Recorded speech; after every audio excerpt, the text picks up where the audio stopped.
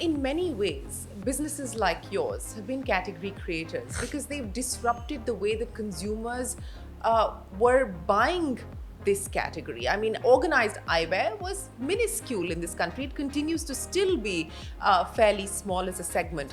But the idea of going online and buying what was seen as almost like, this is the doctor prescribing you something, and to trust Lenskart with that, what has been the biggest learning for you? What was the most potent thing that you did to create this category? See, I think the most potent thing we did is that none of us were from eyewear. The only thing we knew is that 1 out of 2 people in India need glasses.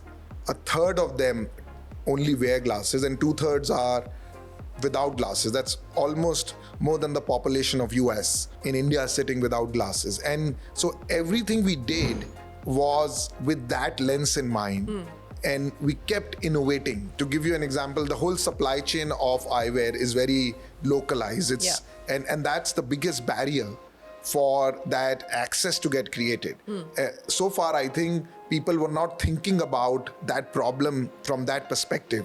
They were like, okay, I'll do a business, I'll open an eyewear store, but there are 500 million people without glasses. Why are they not getting it? And then when we realized we have only 60 shops for 1 million people, and we have 1,200 shops or jewelry shops for 1 million people in India, 20 times more jewelry shops, and we have almost going to be 1 billion plus people who need vision correction in India in the years to come. Why is that not happening? So we went back and said, okay, can we do what Amazon did to retail and push all of this distribution and supply chain backward? That was a big breakthrough because it allowed something which was just-in-time manufacturing to suddenly get the legs it needed to be available to people across. Recently, when we found that opticians and optometrists don't want to go to smaller towns, and we need eye test in a Jodhpur, in an Udaipur, in a Tirupati, in a Shimla, we and the teams kind of figured out the solution that why not have